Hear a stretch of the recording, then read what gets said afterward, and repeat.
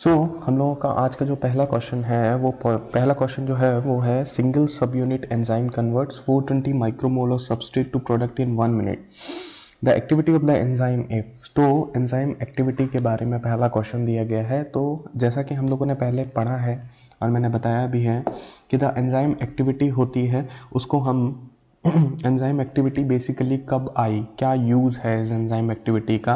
तो basically reactors के अंदर जब हम लोग एंजाइम का मास कैलकुलेट नहीं कर सकते या एंजाइम की प्रॉपर तरीके से नंबर पता नहीं लगा सकते कि कितना अमाउंट ऑफ एंजाइम जो है वो हमने रिएक्शन में यूज़ हो रहा है और सबस्ट्रेट को प्रोडक्ट में कन्वर्ट कर रहा है, तो इन दैट केस एंजाइम को हम बेसिकली कंसंट्रेशन के टर्म्स में या एंजाइम एक्टिविटी की टर्म्स में डिफाइन करते हैं, तब एंजाइम एक्टिविटी का रोल आता है। ठीक है, तो एंजाइम एक्टिविटी का जो बेसिक जो फंडा है वो हम जो दिखाते हैं एंजाइम एक्टिविटी को डिनोट करते हैं वो इंटरनेशनल यूनिट्स की टर्म्स में करते हैं। और इंटरनेशनल यूनिट हमारी क्या होती है, वन इंटरनेशनल यूनिट हमारी होती है 1 micromole of substrate, micromole of substrate converted to product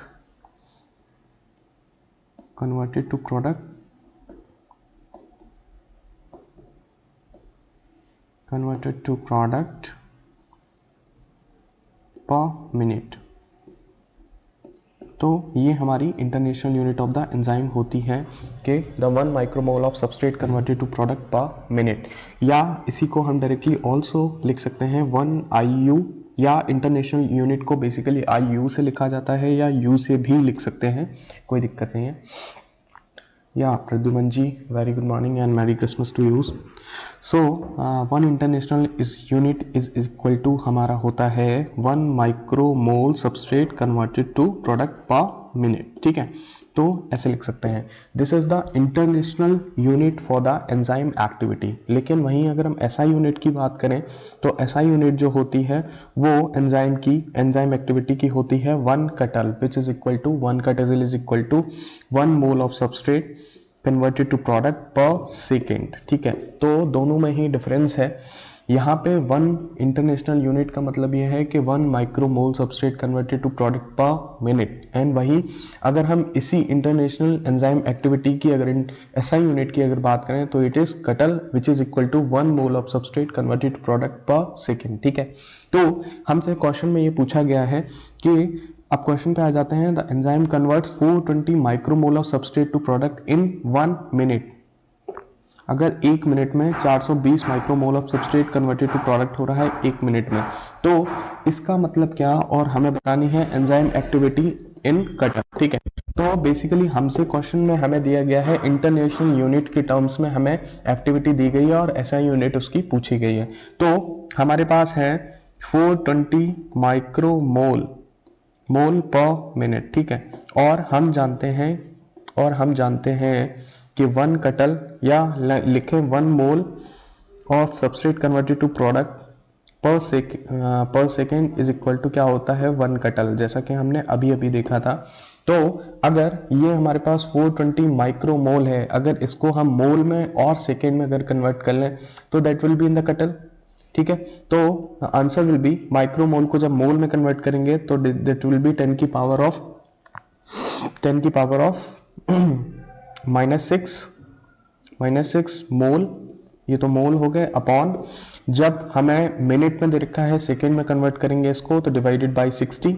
ठीक है, तो यहाँ से 0 और 0 और ये 6 से 7 टाइम्स कैंसिल होगा, तो that will give you the answer 7 into 10 की पावर ऑफ -6 कटल। ठीक है, तो पहला क्वेश्चन तो इस तरीके से सॉल्व हो जाता है। तो 7 इंटू 10 की पावर 6 कटल will be the correct answer for this question. ठीक है, ओके, क्लियर। जो लोग देख रहे हैं केवल एक बार मैसेज करके बताएं, ठीक है, समझ में आ रही है बात, बोलो भाई, क्लियर, आगे बढ़े,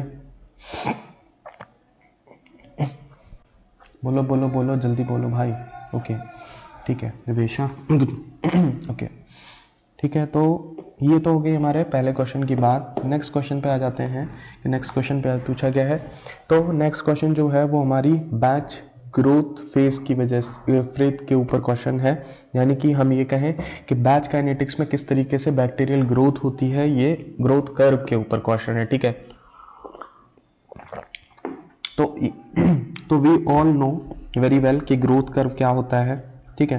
तो हम लोगों ने ग्रोथ कर्व सब लोग बहुत अच्छे से जानते होंगे, सबने पढ़ा होगा, ठीक है ना। तो बहुत ज़्यादा मेरे को शायद बताने की ज़रूरत नहीं है, ठीक है। तो ग्रोथ कर्व जो है यहाँ पर शुरू का जो पीरियड ऑफ एडाप्टेशन होता है that is called as lag phase, और जहाँ पर हमारी एक्चुअल ग्रोथ होती है सेल की that is called as the exponential phase, या इसी को एक्सपोनेंशियल भी बोलते हैं, चाहे इसको लॉग फेज भी बोलते हैं, एक्सपोनेंशियल भी बोलें, इसको लॉग फेज भी बोलते हैं, और इसको पीरियड ऑफ बैलेंस्ड ग्रोथ भी बोलते हैं, ठीक है। पीरियड ऑफ बैलेंस्ड ग्रोथ भी बोलते हैं, ठीक है। तो और ये हमारा क्या है, स्टेशनरी फेज, और ये हमारा क्या है, डेथ फेज, ठीक है। तो बेसिकली क्वेश्चन में हमसे ये पूछा गया है कि स्पेसिफिक ग्रोथ रेट की वैल्यू क्या होगी इन द डेथ फेज। तो हम जानते हैं कि अगर हम लैग फेज की बात करें, जैसा कि मैंने जो आपको पीपीटी में जो बेसिकली ये टेबल दिखा रखी है, ये टेबल डोरॉन से ही मैंने उठाई है, ठीक है। और आप देख सकते हो बुक में साफ साफ लिखा हुआ है, टेबल में साफ साफ लिखा हुआ है, the lag is the cell adapt to the new environment, और यहाँ पर कोई भी ग्रोथ नहीं होती है, केवल और केवल सेल का नंबर मास बढ़ता है, सेल नंबर कभी नहीं बढ़ता है, ठीक है। तो in that case specific growth rate will be equal to 0 मानते हैं हम। वहीं एक्सीलरेशन फेज की बात करें तो mu is will be less than of mu max, यानी कि मैक्सिमम ग्रोथ से तो कम ही ग्रोथ हो रही होगी जब एक्सीलरेशन स्टार्ट होगा, लैग फेज खत्म होगा, एक्सीलरेशन फेज में आएगी तो ग्रोथ होगी, लेकिन मैक्सिमम ग्रोथ से कम होगी। वहीं अगर हम ग्रोथ फेज की बात करें तो mu will be equal to mu max होगा। वहीं डिक्लाइन फेज की बात करें तो again mu will be less than of mu max. And stationary phase में जैसा कि हमने बताया था कि स्टेशनरी फेज में जितनी सेल बन रही होंगी उतनी ही सेल की डेथ हो रही होगी, तो there will be no change in the cell number, so there is also no change in the specific growth rate of the cell, ठीक है। और वहीं हम डेथ फेज की बात करें तो डेथ फेज में सेल की डेथ ज्यादा हो रही होगी, ठीक है, सेल की डेथ ज्यादा हो रही होगी, तो in that case mu will be less than 0। तो वही क्वेश्चन हमसे यहाँ से पूछा गया, which of the following holds true for the specific growth rate of a microorganism in the death phase. तो सीधा सीधा आंसर होगा B, answer will be the correct answer as we can see from the table itself, okay, ठीक है। तो ये तो बहुत आसान सा था। तो इस तरीके के क्वेश्चन आ जाते हैं, तो भाई ध्यान रखना, पढ़ लेना। So let's come on to the next question. So next question is from the inhibition. तो ठीक है, तो inhibition की अगर बात करें, yes, B is the correct answer.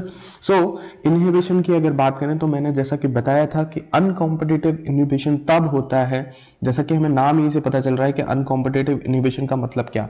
मान लो अगर हमारा एंजाइम है, तो मैंने बोला था कि इनहिबिटर अनकॉम्पिटिटिव इनहिबिशन तब होता है जब इनहिबिटर और सबस्ट्रेट अलग अलग साइट पे, डिस्टिंक्ट अलग अलग साइट्स पे बाइंड करेंगे, ठीक है। तो जब अलग अलग साइट्स पे बाइंड करेंगे तो ऑब्वियसली आप सोचो कि अगर जब inhibitor enzyme inhibitor substrate complex ये जब फर्दर आगे क्या बनाएगा, EIS कॉम्प्लेक्स बनाएगा, EIS कॉम्प्लेक्स बनाएगा, ठीक है। तो ये EIS कॉम्प्लेक्स क्या है, एक तरीके का टर्नरी कॉम्प्लेक्स है, ठीक है, टर्नरी कॉम्प्लेक्स है, ठीक है।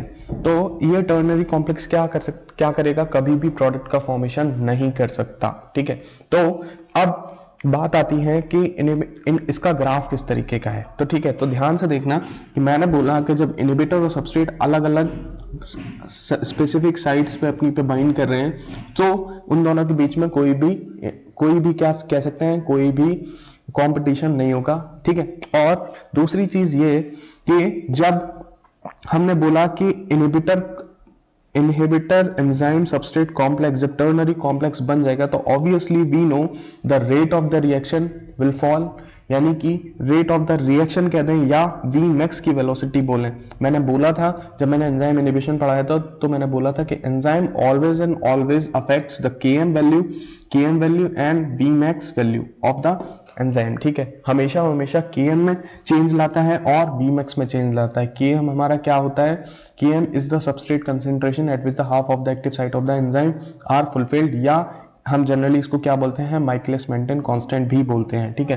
तो हमने बताया था कि Km is also inversely proportional to the affinity of the enzyme, ठीक है, affinity of the enzyme with the substrate. ये तो एफिनिटी लिख दें या हम लिख सकते हैं इसको affinity of the enzyme, affinity of the enzyme with the substrate भी लिख सकते हैं हम लोग इसे, ठीक है। तो हमें यह समझ में आ गया कि जब अनकॉम्पिटिटिव इनहिबिशन होगा, इनहिबिटर बाइंड कर रहा है, टर्नरी कॉम्प्लेक्स बना रहा है, तो ऑब्वियसली Vmax की वैल्यू तो डिक्रीज होगी, बट मैंने यहाँ ये भी बताया कि ऑल्सो यहाँ पे Km की भी वैल्यू डिक्रीज करेगी।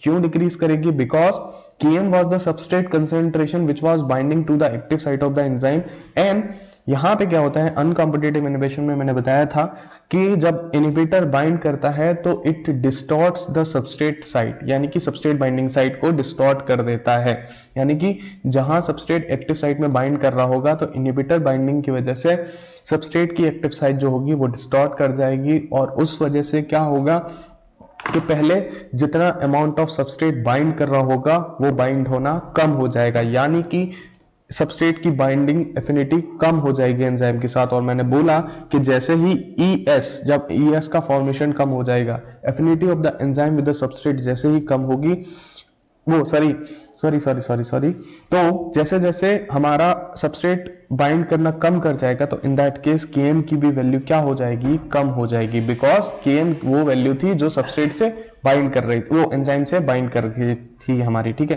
तो डिस्टॉर्शन की वजह से Km की वैल्यू भी डिक्रीज कर जाती है, और जब Vmax और Km दोनों ही डिक्रीज करेंगे तो किससे डिक्रीज करेंगे, हमेशा और हमेशा अल्फा से डिक्रीज करेंगे, because alpha is the effect of the inhibitor, ठीक है। तो अगर यहाँ पे हमें इस क्वेश्चन में अगर देखा जाए तो हमें सीधा सीधा लाइन वीवर बर्ग प्लॉट दे रखा है, एंड ऑब्वियसली हम जब जान रहे हैं कि जब लाइन वीवर बर्ग प्लॉट जब हम बनाते हैं तो वो कुछ इस तरीके का ही बनता है।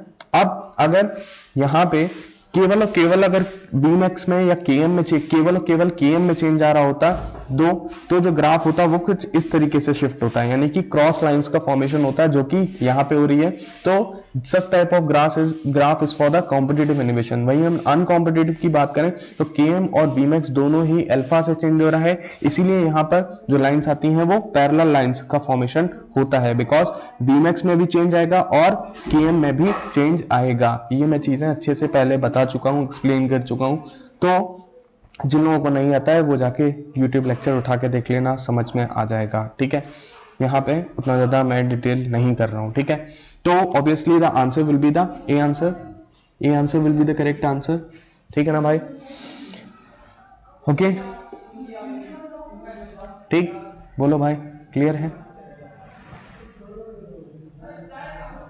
बोलो जल्दी बोलो, क्लियर। तो अब ये इनहिबिशन के ऊपर था। नेक्स्ट क्वेश्चन जो है वो बेसिकली हमारा मास ट्रांसफर से है, ठीक है, mass transfer into the bioreactor से है, ठीक है। तो क्वेश्चन में बोला गया हमसे कि या पारस जी मैरी क्रिसमस, हाँ। तो हमने बोला कि क्वेश्चन में हमसे बोल रखा है कि oxygen transfer was meted in a steady tank bioreactor using dynamic method. तो बहुत सारे मेथड्स हैं ऑक्सीजन ट्रांसफर के, और KLa हमारा क्या होता था, वॉल्यूमेट्रिक मास ट्रांसफर कोफिशिएंट होता है। तो बेसिकली इनको मेजर करने के लिए बहुत सारे अलग अलग मेथड्स हैं ऑक्सीजन ट्रांसफर को। सो हाँ जी सौरभ जी, मैं पढ़ाऊंगा, डोंट वरी, फिल्ट्रेशन भी पढ़ाऊंगा, डोंट वरी। सो बेसिकली जो ऑक्सीजन ट्रांसफर या KLa को मेजर करने वाले मेथड्स हैं, बहुत सारे मेथड है, सल्फाइड ऑक्सीडेशन मेथड है और डायनेमिक मेथड है। तो हमसे यहाँ पर जो क्वेश्चन पूछा गया है वो बेसिकली डायनेमिक मेथड पे पूछा गया है, क्योंकि उसने साफ साफ बोला है the oxygen transfer was measured in a state and bioreactor using dynamic method. तो मैं बताऊंगा, जब मैं मास ट्रांसफर पढ़ाऊंगा तो मैं बताऊंगा कि डायनेमिक मेथड में ऑक्सीजन ट्रांसफर कैसे, वो KLa का मेजरमेंट कैसे होता है, किस इक्वेशन से होता है, और वहीं अगर सल्फाइड ऑक्सीडेशन की बात करें तो वहां किस तरीके से होता है, ठीक है। तो दोनों ही मेथड्स में अलग अलग इक्वेशंस आती हैं, ठीक है। तो KLa की वैल्यू, KLa की अलग अलग इक्वेशंस होती हैं, ठीक है। तो यहाँ पर क्वेश्चन में अगर देखें तो हमसे सबसे पहले बोला गया the dissolve oxygen tension was found to be 80% air saturation under steady state condition. तो ये हमारे पास क्या है, डिसॉल्व ऑक्सीजन टेंशन है। सबसे पहले मैंने बोला था कि जब भी क्वेश्चन दिया जाए बायो प्रोसेस का, जब भी कोई भी क्वेश्चन आए, सबसे पहले वो वैल्यूज लिख लो जो तुम्हें दी गई हो और जो पूछा गया हो, उन सबको एक बार पहले लिख लो, तब समझ में आता है अच्छे से कि क्या लगाना है और क्या नहीं है। ठीक है, तो यहाँ पे डिजोल्व ऑक्सीजन टेंशन जो है वो बेसिकली हमें कितनी दे रखी है, 80% दे रखी है, 80% दे रखी है। इस डिजोल्व ऑक्सीजन टेंशन को हम बेसिकली डिनोट करते हैं किससे, सी स्टार से। ठीक है, बताएंगे आगे, अभी देखना फॉर्मूले जो होगा उसमें यही टर्म्स आने वाले हैं। ठीक है, तो सी स्टार से इसको हम बेसिकली डिनोट करते हैं। ठीक है, उसके बाद हमारे पास आया the measured oxygen tension at 7 second, यानी कि एट 7 सेकेंड पे अगर हम बात करें तो मेजर्ड ऑक्सीजन टेंशन था हमारा, सॉरी, डिसॉल्व्ड ऑक्सीजन टेंशन जो है हमारा वो कितना है, 80% है। ठीक है, और इसको हमने क्या बोला, सी स्टार से डिनोट करते हैं। तो measured oxygen tension at 7 second की अगर हम बात करें तो एट 7 सेकेंड, तो at 7 second this is time t1, this 7 second is the time t1, और जो हमारी dissolve oxygen tension at 7 second है वो हमारी क्या है, हमारी है 55% है। ठीक है, तो इस 55% को हम क्या बोलते हैं, C1 भी बोलते हैं। ठीक है, ओके, और अगला हम देखें तो एट अगर 17 सेकेंड पे अगर बात करी है उसने, तो ये टाइम t2 है हमारा, और यहाँ पर 68% है, और हमारा इसको हम बोलते हैं C2। ठीक है, या ठीक है, हाँ चेतना, गुड मॉर्निंग। तो जो हमारा फॉर्मूला आता है dynamic method of KLa volumetric mass transfer coefficient को कैलकुलेट करने की जो इक्वेशन है वो बेसिकली ध्यान से देखना, हमारी इक्वेशन होती है CN C star minus C1 upon C star minus C2 is equal to KLa T2 minus T1। ठीक है, तो ये हमारी इक्वेशन होती है dynamic method of volumetric mass transfer coefficient measurement की। ठीक है, या ठीक है, तो ये इक्वेशन जो है हमारी है, बस यही डायरेक्टली यहाँ पे लगानी थी, और यहाँ पे आप क्या कर सकते हैं, हमें C स्टार की वैल्यू पता है, C1 की वैल्यू पता है, T2 की वैल्यू पता है, T1 की वैल्यू पता है, तो क्या यहाँ से KLa को हम लोग मेजर कर सकते हैं आराम से। तो देखते हैं, जैसे Ln की वैल्यू हमने यहाँ पे रखेंगे क्या, C स्टार की वैल्यू हमारे पास है 80, तो 80 minus 55 because C1 is 55 and 80 minus 68 will be equal to यहाँ से KLa and ये 32 is 17 second and 17 and T1 is 7। ठीक है, तो यहाँ से जो KLa की वैल्यू निकल के आएगी वो कुछ आएगी 1/10 ऑफ Ln 25/12। ठीक है, तो अगर इसको हम फर्दर सॉल्व करेंगे तो जो KLa की वैल्यू आपके पास निकल के आएगी ओवरऑल वो आएगी 0.073 सेकेंड। ठीक है, सेकेंड इनवर्स। ठीक है, तो ये हमारा मास ट्रांसफर के ऊपर क्वेश्चन था, जो डायनेमिक मेथड है ऑफ KLa मेजरमेंट, उसकी इक्वेशन ये है। ठीक है, तो ये याद रखना, ठीक है, कि डायनेमिक मेथड में KLa की इक्वेशन क्या होती है। ठीक है, बोलो भाई, क्लियर है, समझ में आया, बोलो जल्दी। इट्स ओके, कोई प्रॉब्लम नहीं है चेतना, बताओ भाई, क्लियर है।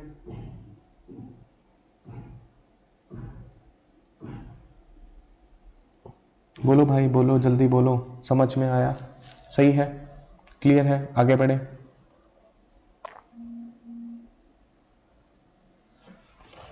ओके, ठीक है, तो ये हमारा किस पे था, मास ट्रांसफर के ऊपर क्वेश्चन था। ठीक है, अब नेक्स्ट क्वेश्चन आते हैं, नेक्स्ट क्वेश्चन देख लेते हैं।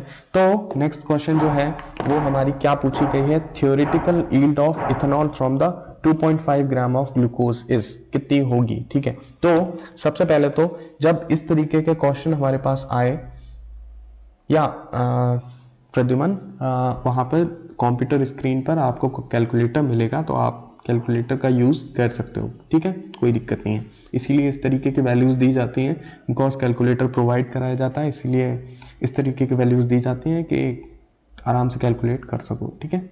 तो आराम से कैलकुलेटर का यूज कर सकते हैं। ओके, सो हम क्वेश्चन पे आ जाते हैं कि हमसे थ्योरेटिकल यील्ड पूछी है, ठीक है, 2.5 ग्राम ऑफ ग्लूकोज अगर हमने यूज किया।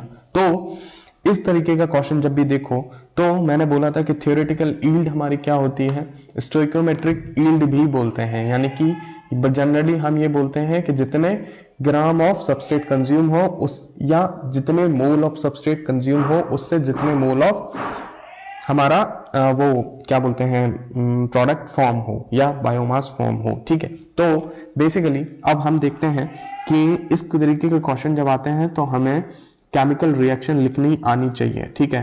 तो हमें ये इक्वेशन पता चल होनी चाहिए कि अगर 1 मोल ऑफ ग्लूकोज का अगर हम यूज करते हैं C6H12O6 अगर हम यूज करें तो हम लिख सकते हैं, अगर glucose as a carbon source हमने लिया C6H12O6 तो इससे बनते हैं क्या 2 मोल ऑफ C2H5OH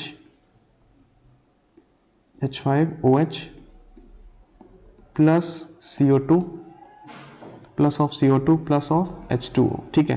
तो क्योंकि बिकॉज ये these are the general equations, ठीक है, तो इथेनॉल फर्मेंटेशन वगैरह सबने पढ़ी होगी है, तो जनरली एग्जामिनर ये मान के चलता है कि हाँ ये चीजें आपको आती हैं, तो इस तरीके की इक्वेशन दी गई, ठीक है। तो हम यहाँ से देख पा रहे हैं, अगर हम यहाँ से थ्योरेटिकल यील्ड को अगर कैलकुलेट करें तो हम देख पा रहे हैं कि यहाँ पे 2 मोल्स ऑफ C2H5 प्रोड्यूस हो रहे हैं जब 1 मोल ऑफ हमारा क्या यूज हो रहा है, ग्लूकोज यूज हो रहा है। बट यहाँ पे मोल के टर्म्स में बात नहीं करी गई है, ठीक है। अब उसने हमसे ग्राम्स की टर्म्स में बात करी है और ये बोला है कि 2.5 ग्राम ऑफ ग्लूकोज जब हम यूज करेंगे तो इतनी इथेनॉल की यील्ड होगी, ठीक है। तो जिस तरीके से पूछा जाए उसी तरीके से इक्वेशन को या क्वेश्चन को मॉडिफाई करना है, ठीक है। तो हम यहाँ से अगर यील्ड डायरेक्टली निकालें तो 2.5 ग्राम ऑफ ग्लूकोज हमें, सॉरी एक मिनट देखो, तो ग्राम्स की टर्म्स में बात करेंगे तो ग्राम्स की ही टर्म्स में बात करेंगे। तो 1 मोल ग्लूकोज का मॉलिक्यूलर वेट कितना होगा 180, 1 मोल ऑफ इथेनॉल का वेट कितना होता है 46। यहाँ पे 1 मोल ऑफ ग्लूकोज से कितना प्रोड्यूस हो रहा है 2 मोल्स ऑफ इथेनॉल प्रोड्यूस हो रहा है, तो हम मल्टीप्लाई बाई 2 करेंगे, ठीक है। तो यहाँ से ये कितना निकल के आएगा 92 ग्राम निकल के आएगा, ठीक है। ठीक, इतनी बात क्लियर, बोलो भाई, 92 ग्राम निकल के आएगा, ठीक है। अब 92 ग्राम जब हम ये कह रहे हैं, अब देखना यूनिटरी मेथड लगा देते हैं कि अगर जब हम कह रहे हैं कि जब हमने 180 ग्राम ग्लूकोज यूज करा तो कितना प्रोड्यूस हुआ 92 ग्राम प्रोड्यूस हो रहा है, ठीक है। अगर हमने 2.5 ग्राम ऑफ ग्लूकोज यूज करा तो कितना प्रोड्यूस होगी इथेनॉल, तो 92 इंटू 2.5 अपॉन 180 लगा देंगे यूनिटरी मेथड, और यूनिटरी मेथड से जब यहाँ पे आंसर निकालोगे 92 इंटू 2.5 डिवाइडेड बाई 180 जब करोगे तो ये 1.27 के समथिंग निकल के आनी चाहिए। So this will be the yield of the ethanol from the 2.5 gram of glucose. बोलो समझ में आया, बोलो क्लियर है। तो जरूरी नहीं है कि हमेशा और हमेशा आपको उसके टर्म्स में, मोल्स के टर्म्स में ही आंसर पूछा जाए या थ्योरेटिकल यील्ड डायरेक्टली वैसे ही पूछी जाए। हमेशा जब भी थ्योरेटिकल यील्ड पूछी जाएगी वो अलग अलग मास पे पूछी जाएगी, जैसे कि इस क्वेश्चन में पूछा गया है कि 2.5 ग्राम ऑफ ग्लूकोज जब यूज करेंगे तब इथेनॉल की यील्ड कितनी होगी, ठीक है। ओके, क्लियर भाई, समझ में आया सबको? बोलो भाई, बोलो जल्दी बोलो, समझ में आ रहा है ना, समझ में आई बात? क्लियर, आगे बढ़े, जल्दी बोलो भाई, जल्दी बोलो, आगे बढ़े।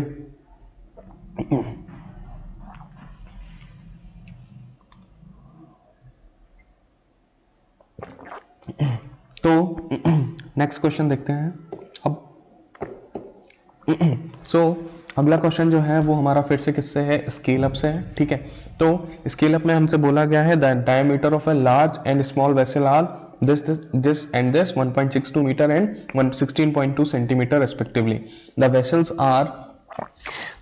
are geometrically similar and operated under similar volumetric agitated power unit. The maximum time in the small vessel was found to be 15 second and determine the mixing time in the हमारा लार्ज वेसल। ठीक है, तो mixing time जो होता है वो basically हमारा जो इक्वेशन अगर हम निकालें लार्ज और स्मॉल के लिए, तो मिक्सिंग टाइम की जो इक्वेशन होती है,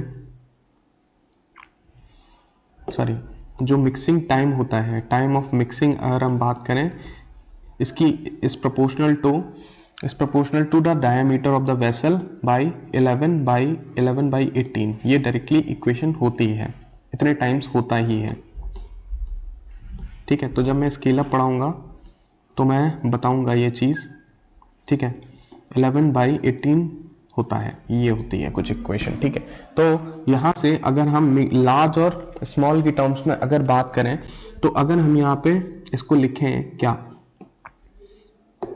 time of mixing of the large vessel और time of mixing of the small vessel, ठीक है, is equal to diameter of the large vessel upon diameter of the small vessel.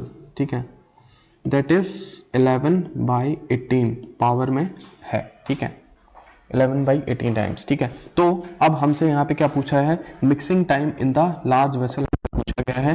तो सीधा सीधा T of large will be equal to T of small into D of large L and D of small into 11/18। ठीक है, 11/18। तो T of small हमें दे रखा है कितना, the mixing time in the small vessel was found to be 15। लेकिन आप देखो डायमीटर जो है, डायमीटर्स जो और लार्ज और स्मॉल में जो दे रखे हैं वो हमें किस में दे रखे हैं, मीटर में और सेंटीमीटर में दे रखे हैं। ठीक है, तो डायमीटर ऑफ लार्ज वेसल हमें कितना दे रखा है, 1.62 मीटर दे रखा है, और डायमीटर ऑफ स्मॉल जो दे रखा है वो हमें 16.2 सेंटीमीटर दे रखा है। तो जब इसको अगर मीटर वाले टर्म्स को अगर हम सेंटीमीटर में अगर कन्वर्ट करना चाहें तो ये अराउंड 162 सेंटीमीटर निकल के आएगा। ठीक है, तो कन्वर्जन तो सबको आता होगा यार, मीटर टू सेंटीमीटर में। ठीक है, तो इसमें कोई बड़ी बात नहीं है। तो अब दोनों ही सेंटीमीटर में आ गए हैं, तो हम यूनिट्स को पुट कर लेते हैं। तो diameter of large is 162 divided by diameter of the small is 16.2 and power 11/18। अगर इसको हम सॉल्व करेंगे पूरे को, तो अगर हम इसको सॉल्व करें विल बी इक्वल टू, तो अगर इस पूरे को अगर टर्म को अगर हम जब सॉल्व करेंगे, सब लोग कैलकुलेटर पे इस टर्म को सॉल्व करके देख लेना, तो आंसर विल बी 61 के अराउंड आएगा निकल के। ठीक है, which is C option will be the correct answer. ठीक है, 61 सेकेंड्स, यस। ठीक है, तो इसको कैलकुलेट कर लेना, बहुत आसान सा क्वेश्चन था। ठीक है, जस्ट फॉर्मूला बेस्ड क्वेश्चंस आते हैं स्केल अप में भी, कोई बहुत ज्यादा टफ नहीं आते हैं। ठीक है, हालांकि अब जरूर आने लगे हैं कि हाँ कुछ पैरामीटर्स को कांस्टेंट करके कुछ पैरामीटर्स को पूछना, तो वो भी हम लोग डिस्कस करेंगे, बताऊंगा मैं जब स्केल अप पढ़ाऊंगा। ठीक है, तो अभी इतना ही देखेंगे। तो इस तरीके का ये क्वेश्चन था स्केल अप का। नेक्स्ट क्वेश्चन हम लोगों ने बहुत अच्छे से पढ़ा है, पहले भी बताया है मैंने कई बार, और अभी भी बता रहा हूं, फिर से समझ लेना एक बार कि हमसे बोला गया है कि KI दे रखा है। ठीक है, एंजाइम इनहिबिटर का 2.5 micromole, the enzyme was acid in the presence of inhibitor concentration हमें दे रखी है, Km की value in the presence of inhibitor दे रखी है, और एब्सेंस ऑफ इनहिबिटर में Km की वैल्यू पूछी गई, यानी कि बेसिकली Km डैश। मैंने बोला था कि जब इनहिबिटर लगता है तो Km में चेंज होता है, और वो चेंज किस तरीके का होता है, अल्फा से चेंज होता है, क्योंकि इनहिबिटर का इफेक्ट अल्फा होता है। ठीक है, तो हमसे डायरेक्टली Km की वैल्यू हमें दे रखी है, Km डैश की वैल्यू हमें दे रखी है, अल्फा हमें निकालना है, उसके लिए अलग इंफॉर्मेशन हमें दे रखी है, और Km की वैल्यू पूछी गई है कि Km की वैल्यू क्या होगी। तो Km की वैल्यू तो हम लोग Km in the presence of the inhibitor हमसे बोला है 30 माइक्रोमोल, यानी कि Km डैश की वैल्यू कितनी है, 30 माइक्रोमोल हमें डायरेक्टली दे रखी है। हमारे पास है क्या नहीं, अल्फा की वैल्यू नहीं है, Km तो हमें फाइंड ही करना है, और अल्फा की वैल्यू नहीं है। तो अल्फा की वैल्यू हमने बोला था कि अल्फा की जो वैल्यू होती है वो क्या होता है, 1 + I/KI। ये हमारी डायरेक्ट इक्वेशन होती है, बिकॉज इसीलिए अल्फा जो होता है, जब अल्फा में 1 प्लस में कुछ समथिंग वैल्यू आ रही है तो अल्फा और अल्फा की वैल्यू हमेशा और हमेशा क्या रहेगी, ग्रेटर देन 1 रहेगी। ठीक है, हमेशा ग्रेटर देन 1 रहेगी क्योंकि 1 में कुछ ऐड हो रहा है। ठीक है, तो यहां से अल्फा की वैल्यू अगर हम निकालें तो 1 प्लस इनहिबिटर कॉन्सेंट्रेशन हमें दे रखी है 5 माइक्रोमोल। ठीक है, और Ki की वैल्यू हमें दे रखी है 2.5। ठीक है, तो अगर हम यहां से अल्फा को कैलकुलेट करेंगे तो वो 3 माइक्रोमोल के समथिंग निकल के आएगा। ठीक है, और इस अब जब हमारे पास अल्फा आ गया तो अल्फा को यहां डायरेक्टली पुट कर दो। ठीक है, तो Km in the absence of the inhibitor will be 10 micromole निकल के आ जाएगा। ठीक है, तो बहुत आसान था, बहुत सिंपल था, बहुत आसान था, बहुत सिंपल था। ठीक है, यस, ओके, ठीक है, तो Km will be 10 micromole will be the correct answer. ठीक है, आई थिंक सभी को क्लियर है, आ गया होगा सभी को, बोलो भाई, आ गया सभी को समझ में, क्लियर है, आगे बढ़े, बोलो बोलो जल्दी बोलो। ठीक है, ओके, सो अब नेक्स्ट क्वेश्चन देखते हैं हम लोग। तो ये हमारा इनहिबिटर इनहिबिशन से था। ठीक है, एंजाइम इनहिबिशन से। सो अगला क्वेश्चन जो है वो थोड़ा सा डिफरेंट क्वेश्चन है, लेकिन अच्छा क्वेश्चन है, बढ़िया है एकदम। मतलब इस तरीके के क्वेश्चंस को अगर कहा जाए तो इस तरीके का क्वेश्चन जो है वो हमारा, या आकांक्षा जी प्रणाम, वेरी प्रणाम। तो इस तरीके का क्वेश्चन जो होता है वो बेसिकली क्या होता है, हमारा रीजनिंग का क्वेश्चन है। ये बनाते हैं बायो प्रोसेस का एकदम फ्रेम देते हैं उसको, लेकिन अगर देखा जाए तो एक तरीके से ये रीजनिंग का क्वेश्चन है। ठीक है, और सिंपल मैथमेटिक्स है और कुछ भी नहीं है। ठीक है, अब देखना क्या है। सिंक्रोनस कल्चर है, 1.8 monkey kidney cells were seeded into the 3 identical flowers. The doubling time is this, and after 24 hours, the cell from all the 3 flowers were pooled and dispensed equally into the each well of a 6 well plates. The number of the cell in each well will be 10 की power 4। अब देखना कि question में क्या बोला गया है, देखना ध्यान से कि हमारे पास क्या है, हमारे पास क्या है,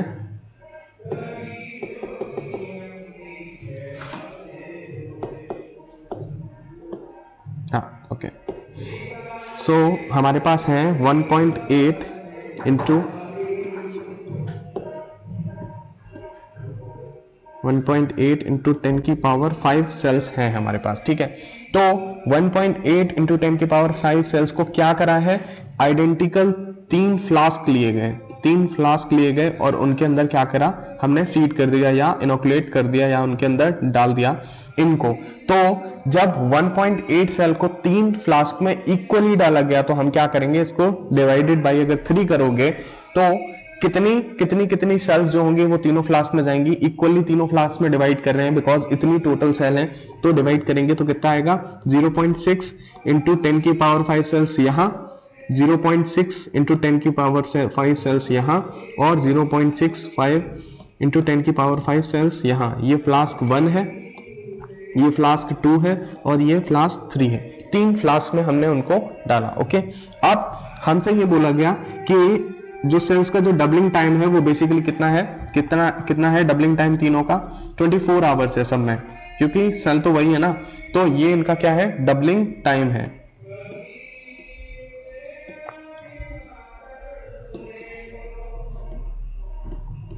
समझना भाई कि कितना आसान क्वेश्चन था कि डबलिंग टाइम हमारा बेसिकली 24 आवर्स है।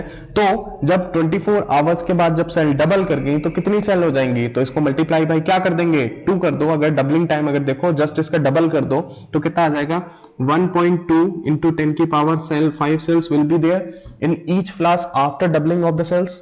बोलो सही है, क्लियर है, बताओ बताओ बताओ जल्दी बताओ। 1.2 इंटू 10 की power 5 cells will be there after the doubling time.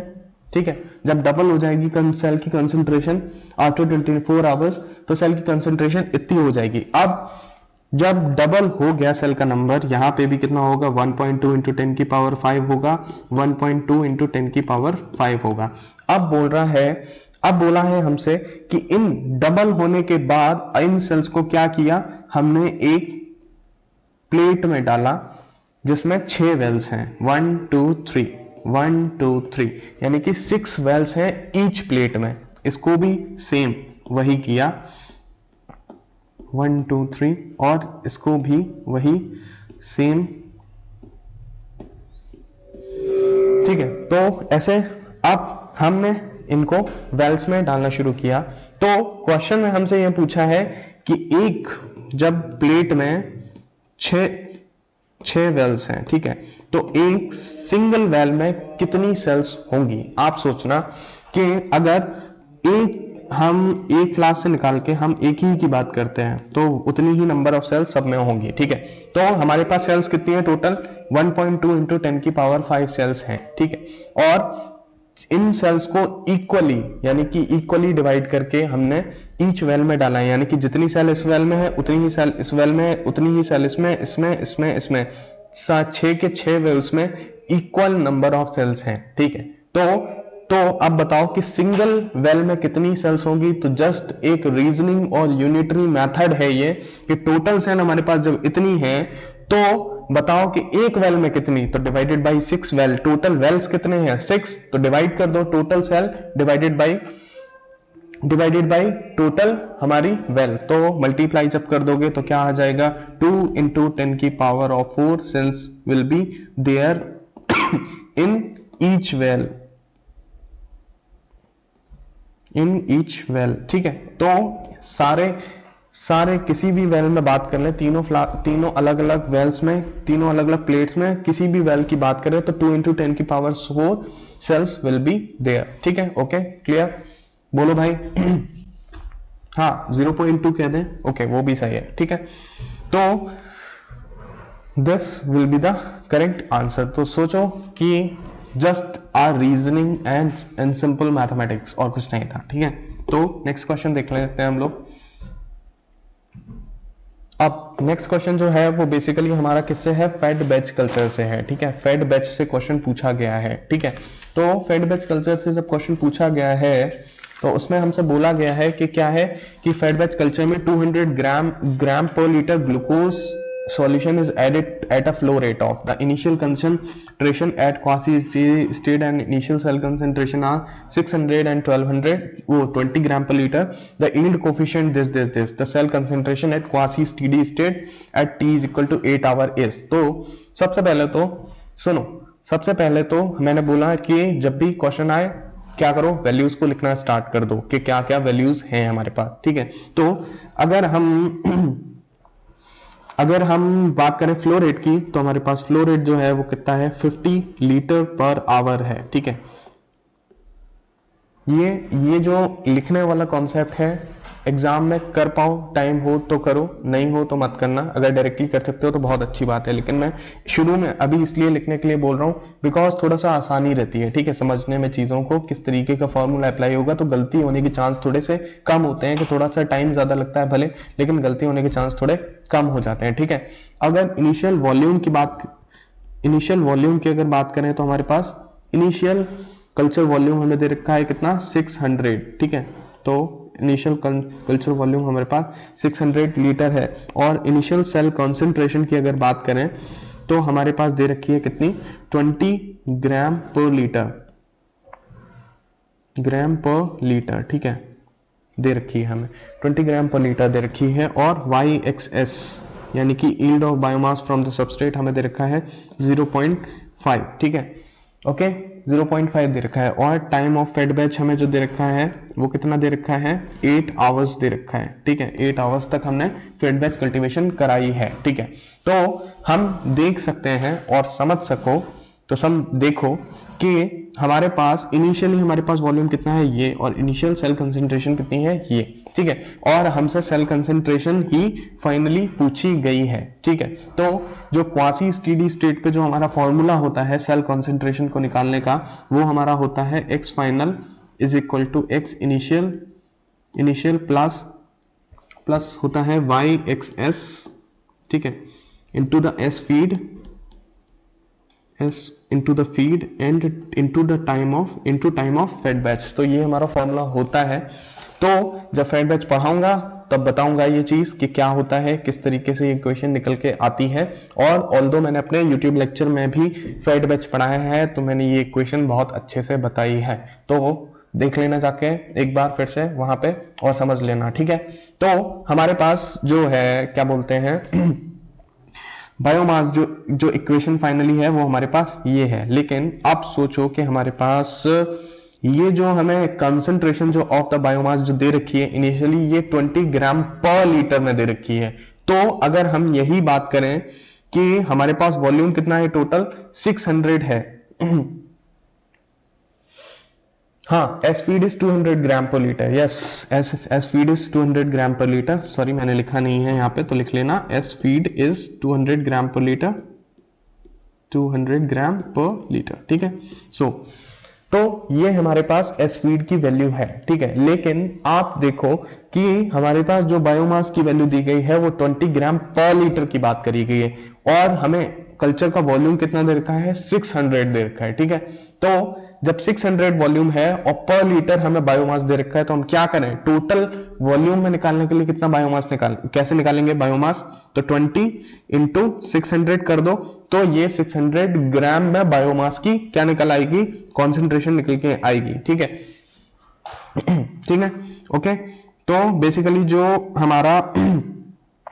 हमारा जो यहां पे से निकल के आएगा वो ग्राम्स की टर्म्स में निकल के आएगा, बिकॉज आप देखो जो बायोमास जो है वो ग्राम्स की टर्म्स में निकल के आ जाएगा। क्यों, बिकॉज देखो ध्यान से 20 ग्राम पर लीटर है। ठीक है। और हम मल्टीप्लाई कर रहे हैं किससे, वॉल्यूम से मल्टीप्लाई और कर रहे हैं, वॉल्यूम से और मल्टीप्लाई कर रहे हैं, तो यहाँ पे वॉल्यूम में लीटर होगा, तो लीटर कैंसिल हो जाएगा, तो ये वैल्यू जो हमारे पास निकल के आएगी वो किस में निकल के आएगी, ग्राम्स में निकल के आएगी, विच विल बी 12,000 ग्राम्स में निकल के आएगी। ठीक है। तो इनिशियली बायोमास जो है वो किस में निकल के आ गया, हमारा ग्राम्स में निकल के आ गया। नो, ग्राम पर लीटर में नहीं होगा, केवल ग्राम में होगा, ध्यान रखना। ठीक है। यूनिट पे बहुत ज्यादा ध्यान रखना, यहीं पे गलती करोगे। ठीक है।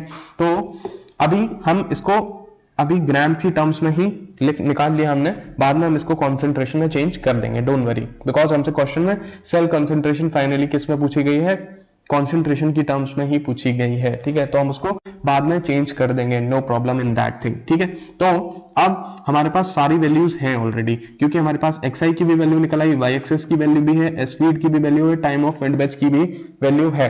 तो फॉर्मूलेज में पुट करना शुरू करते हैं, तो यहां लिख सकते हैं हम लोग 12,000 ग्राम में। ठीक है। Yield of biomass from the substrate is 0.5, S feed is 200 and time of fed batch is 8। तो यहां से एक्स फाइनल की जब वैल्यू आप लोग कैलकुलेट करके निकालो, देखो निकालो वैल्यू कितने आती है, कैलकुलेट करो, सब लोग कैलकुलेट करो कैलकुलेट। 0.5 इंटू 200 इंटू 8 प्लस 12,000, बताओ कितनी वैल्यू आएगी निकल के, बताओ जल्दी बताओ क्या वैल्यू निकल के आएगी, जल्दी करो कैलकुलेट करो भाई, क्या वैल्यू निकल के आएगी।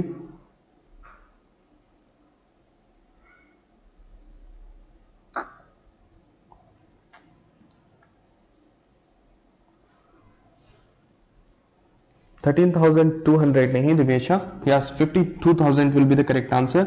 Yes, very good Chetna. तो यहां से जो हम वैल्यू कैलकुलेट करेंगे तो वो निकल के आएगी हमारी कितनी, 52,000 निकल के आएगी।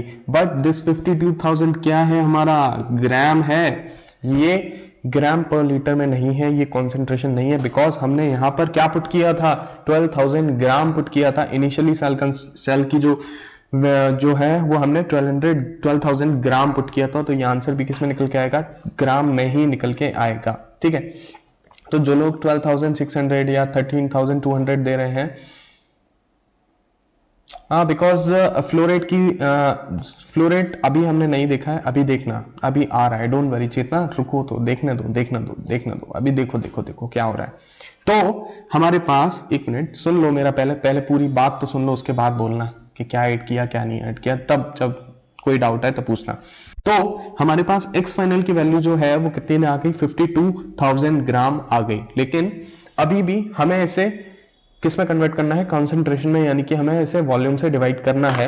तो एक बात याद रखो, सोचो कि हमारे पास फेड बैच कल्चर है। फेड बैच में मैंने क्या बोला था कि हम पर्टिकुलर टाइम इंस्टेंट पे रिएक्टर को कुछ ना कुछ फीड देते रहते हैं। तो फीड जब देते रहेंगे तो ऑब्वियसली कि वॉल्यूम इनिशियली जो होगा कल्चर के टाइम में और फाइनल वॉल्यूम जो होगा वो क्या होगा, अलग अलग होगा।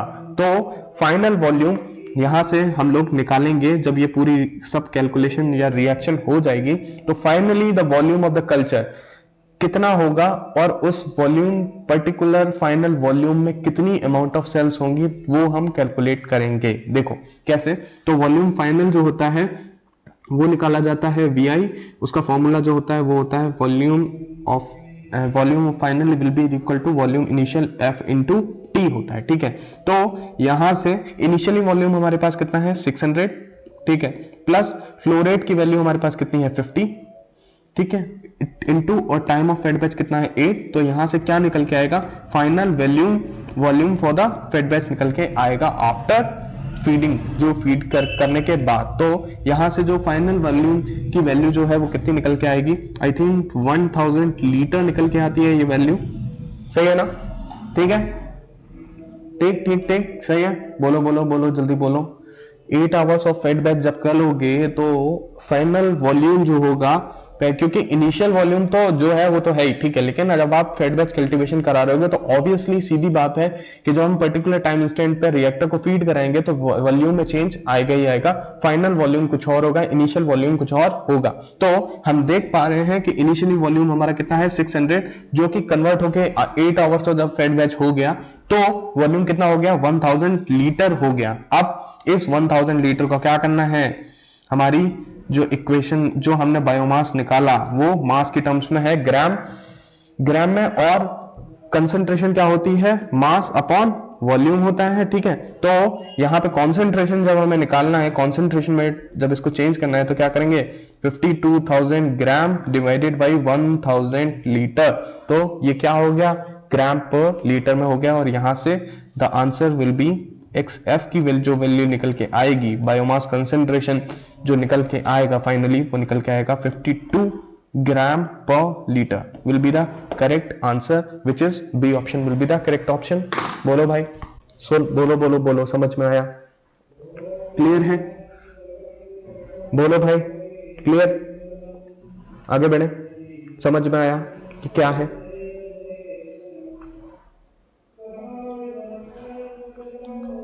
बोलो भाई,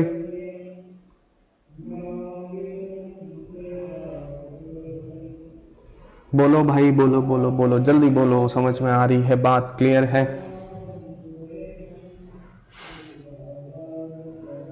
अरे बोलो भाई, बोलते नहीं हो यार, बताओ क्लियर है, आगे बढ़े, ठीक,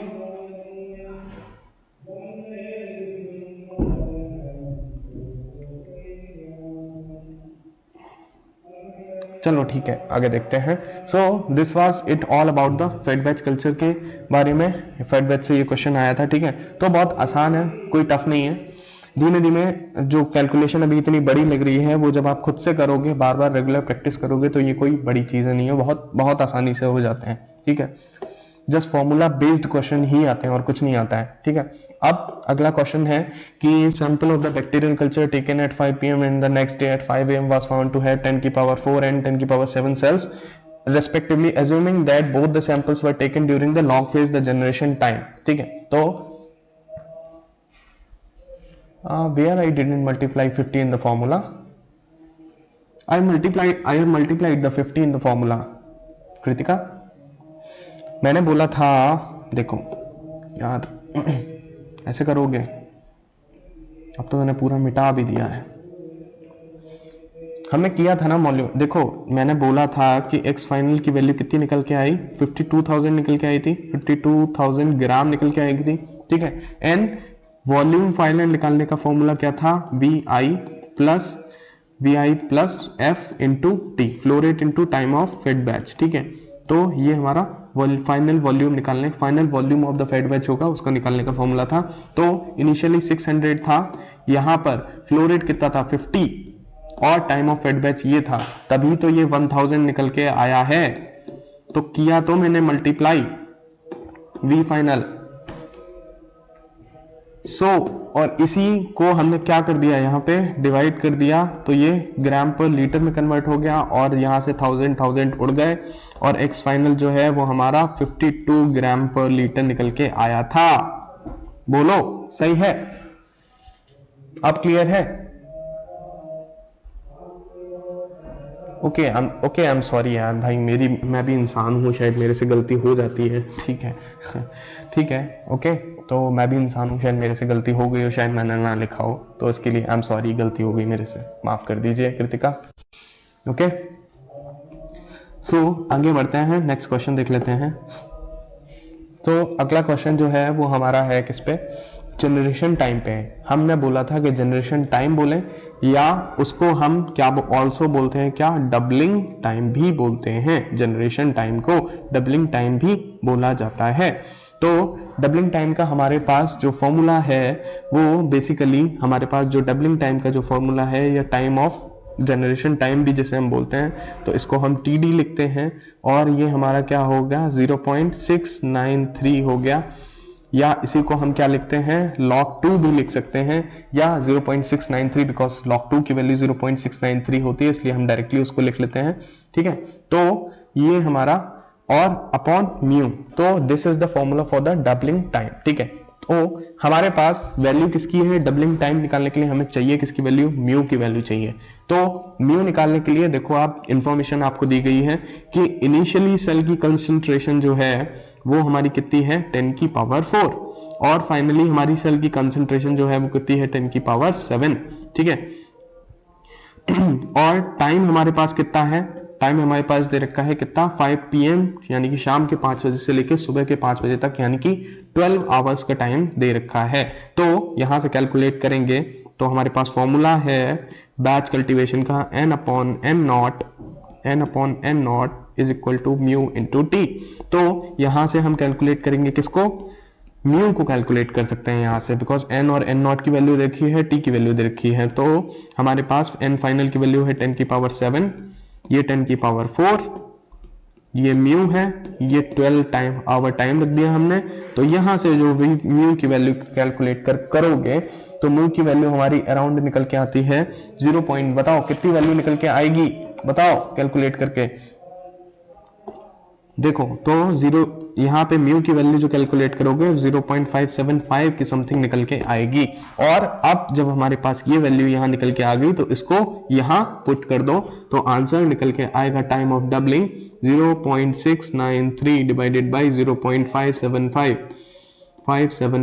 तो अगर इन दोनों को डिवाइड कर दोगे तो टाइम ऑफ डबलिंग निकल के आएगा कुछ हमारा, कितना निकल के आता है टाइम ऑफ डबलिंग 1.20 के समथिंग निकल के आएगा, ठीक है। तो यही this will be the required answer for this question 1.20 hour, ठीक है। क्लियर, बोलो भाई समझ में आया, बहुत आसान क्वेश्चन था ये भी, ठीक है ओके। देखो सारे क्वेश्चंस जो हैं वो जस्ट फॉर्मूला बेस्ड हैं। ये हमने डबलिंग टाइम जब मैंने क्लास में पढ़ाया था तो मैंने डबलिंग टाइम का फॉर्मूला ये बताया था। ऑल्सो जब मैंने बैच कल्टीवेशन पढ़ाया था तब मैंने ये इक्वेशन आपको बताई थी, ठीक है क्लियर। आगे बढ़े, बोलो भाई क्लियर है।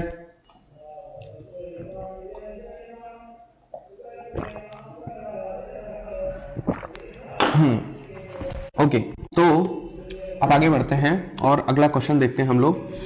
तो अगला क्वेश्चन जो है वो बेसिकली हमारा किससे है, कीमोस्टेट से है। यस, कीमोस्टेट से दे रखा है, कंटिन्यूअस कल्टीवेशन या कीमोस्टेट से दे रखा है। हमसे पूछा गया है cell productivity at steady state. तो सबसे पहले सेल प्रोडक्टिविटी का फॉर्मूला पता होना चाहिए कि क्या होती है। तो सेल प्रोडक्टिविटी हमारी होती है QX is equal to D into X। ये हमारा सेल प्रोडक्टिविटी का फॉर्मूला होता है, QX is equal to D into X, ठीक है। तो हमारे पास वैल्यू किसकी दे रखी है, अब हम वैल्यूज देख लेते हैं कि हमें क्या क्या दे रखा है, ठीक है। तो हमें बोला गया है वॉल्यूम हमारे पास कितना है 750 लीटर हमसे वॉल्यूम बोल रखा है। और substrate in the feed, S in the feed is equal to, हमें दे रखा है S in the feed is 8 gram per litre हमें दे रखा है, ठीक है okay. And the substrate was fed at a flow rate of 150 litre per hour से हम फीड कर रहे हैं, लीटर पर आवर से हम फीड कर रहे हैं, ठीक है okay. The microbial system followed Monod kinetics model with mu m की वैल्यू हमें दे रखी है 0.4 पर आवर, ठीक है। ऑल्सो हमें Ks की वैल्यू भी दे रखी है 1.5 ग्राम ग्राम पर लीटर, ठीक है। तो हमारे पास Ks की भी वैल्यू है एंड वाई एक्सेस यानी कि yield of biomass from the substrate भी हमें दे रखा है, कितना 0.5 दे रखा है। डिटरमाइन द सेल प्रोडक्टिविटी हमसे पूछी गई है, ठीक। तो अब देखो कि जब हमें सेल प्रोडक्टिविटी निकालनी है तो हमारे पास ना तो डी की वैल्यू है ना कि एक्स की वैल्यू है, और ये कुछ हमें इंफॉर्मेशन ऑलरेडी दे रखी है। तो ये इंफॉर्मेशन जो दे रखी है हमें, यही हमें क्या बताएगी, डी और एक्स की वैल्यू बताएगी। देखो कैसे, हमने बोला था कि हमसे पूछा गया है एट स्टेडी स्टेट पूछा गया है, तो मैंने बताया था कि कीमोस्टेट में at steady state mu is equal to D होता है, ठीक है। तो हम यहां से, और डी जो होता है dilution rate is equal to flow rate upon volume, ये भी डाइल्यूशन रेट का फॉर्मूला होता है, फ्लो रेट अपॉन वॉल्यूम, ठीक है। तो D is equal to F upon V दे रखा है, ठीक है। तो फ्लो रेट का फॉर्मूला हमारे पास कितना, फ्लो रेट की वैल्यू कितनी है 150, और वॉल्यूम ये देखो हमें ये दे रखी है फ्लो रेट की वैल्यू 150, और वॉल्यूम हमारे पास कितने दे रखा है 750 लीटर दे रखा है, ये देखो दे रखा है 750 लीटर, ठीक है। तो यहां से हमारे पास म्यू की या हम कहें डी की वैल्यू हमारे पास निकल के आएगी, डाइल्यूशन रेट की वो निकल के आएगी 0.2 आवर पर आवर, ठीक है। तो ये हमारा डाइल्यूशन रेट निकल के आ गया, यानी कि हमारे पास डी की वैल्यू तो आ गई है अब, ठीक। अब हमें वैल्यू किसकी चाहिए है, हमें वैल्यू चाहिए है एक्स की, ठीक है। यानी कि हमें अपनी x की वैल्यू चाहिए है जो हमारा बायोमास है एट स्टेडी स्टेट, ठीक है। तो हम सेल की प्रोडक्टिविटी को फाइंड कर सकते हैं, ठीक है। तो एट स्टेडी स्टेट अगर बायोमास की अगर इक्वेशन को देखा जाए तो हमारी होती है in a chemostat x y x s is equal to s in the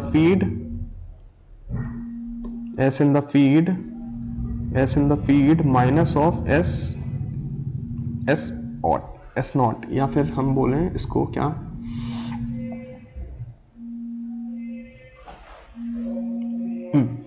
ठीक है, ये हमारा S नॉट लिख देते हैं, ठीक है। ये हमारा रेजिडुअल सबस्ट्रेट है, ठीक है। S नॉट जो होता है वो हमारा क्या होता है, रेजिडुअल सबस्ट्रेट जो बचेगा, ठीक है, कीमोस्टेट में, ठीक है। तो हमारे पास y एक्सेस की वैल्यू है, S फीड की वैल्यू है, लेकिन हमारे पास रेजिडुअल सबस्ट्रेट की वैल्यू नहीं है। तो अब क्या करें,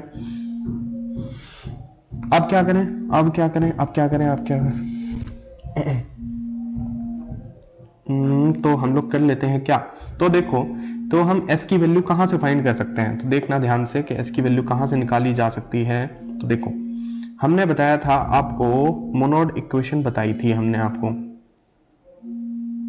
एक मिनट रुकिए मैं दिखाता हूं। जैसे कि हमने मोनोड इक्वेशन पढ़ी थी तो हमने बोला था mu is equal to mu max S upon K S plus S. तो ये हमारा S जो था वो हमारा क्या था, लिमिटिंग सबस्ट्रेट था, या हम इसी को क्या बोलते हैं यहाँ पर कीमोस्टेट में हम इसे रेजिडुअल सबस्ट्रेट कंसंट्रेशन भी बोलते हैं। तो यहाँ से अगर हम S की वैल्यू को अगर हम S को यहाँ से निकालना चाहें तो हम इसको S को निकाल सकते हैं यहाँ से। तो हम इसको अगर म्यू को अगर हम D लिख लें, तो हम लिख सकते हैं क्या, S will be equal to D K S upon mu max minus D, because हमने क्या किया, हमने इस मोनोड इक्वेशन को डी की एस की टर्म्स में सॉल्व कर लिया, रीअरेंज कर लिया। तो रीअरेंज जब करोगे तो फाइनल इक्वेशन एस की ये निकल के आएगी, S will be equal to D K S mu max minus D, ठीक है। तो अब क्या करते हैं कि हम s की वैल्यू को यहाँ पे पुट कर देते हैं, बिकॉज s की वैल्यू हमें नहीं दे रखी है, ठीक है। तो इक्वेशन जो हमारी है वो कुछ बन जाती है y x s s feed minus D K S upon mu max minus D, ठीक है। तो अब देख पा रहे होगे यहां से कि हमारे पास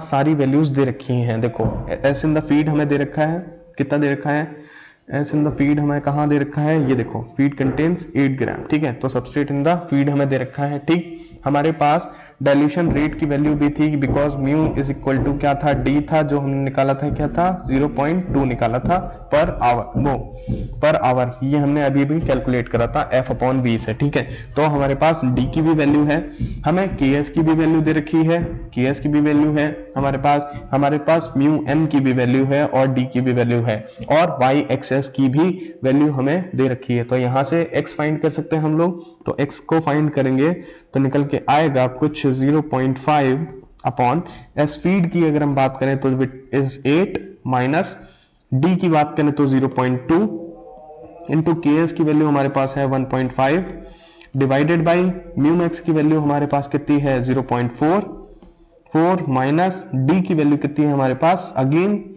डी की वैल्यू हमारे पास कितनी है 0.2। तो यहां से जब हम x को कैलकुलेट करें तो बताओ x की वैल्यू क्या निकल के आएगी, बताओ जल्दी बताओ, जल्दी बताओ, जल्दी बताओ, जल्दी बताओ, x की वैल्यू क्या निकल के आएगी,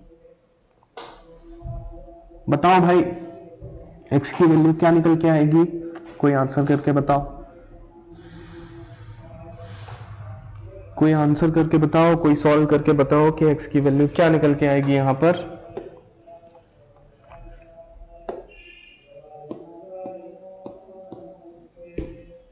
$2.85 नहीं, 2.85 नहीं निकलेगी भाई, सही से कैलकुलेट करो यार,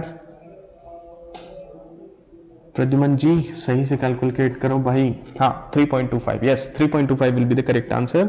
तो हमारे पास x की वैल्यू जो आएगी वो 3.25 ग्राम पर लीटर निकल के आएगी, यानी कि ये हमारे पास क्या आ गई, बायोमास की कॉन्सेंट्रेशन निकल के आ गई। आप देखो अब सीधा सीधा फॉर्मूला है, प्रोडक्टिविटी पूछी है तो T into x, dilution rate is 0.2 और x की वैल्यू हमने अभी अभी निकाली दैट इज 3.25, तो यहां से qx की वैल्यू जो है वो निकल के आएगी कुछ, बताओ 0.2 इंटू 3.25 मल्टीप्लाई करो, देखो क्या आंसर आएगा, बताओ बताओ बताओ बताओ कौन सा ऑप्शन सही है, जल्दी बताओ जल्दी बताओ कौन सा ऑप्शन सही है। यस बी ऑप्शन 0.65,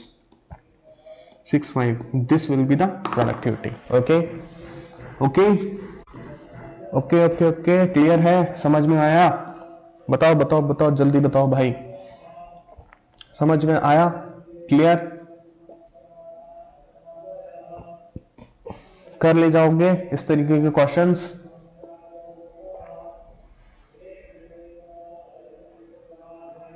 बोलो भाई जल्दी बोलो, समझ में आ गया, क्लियर है।